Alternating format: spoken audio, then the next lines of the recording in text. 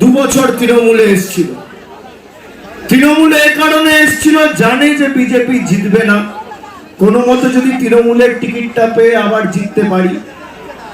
ভাই তুমি যদি তৃণমূলের সাথে বেইমানি করো, তুমি যে ভাষায় বোঝো তৃণমূল জবাব দিতে জানে। বেইমানকে দ্বিতীয়বার সুযোগ দেওয়া উচিত না। অর্জুন সিং এর এফিডেভিট দেখেছেন, তার বিরুদ্ধে 119টা এফআইআর আছে, সেঞ্চুরি পার, 150 দিকে এগোচ্ছে।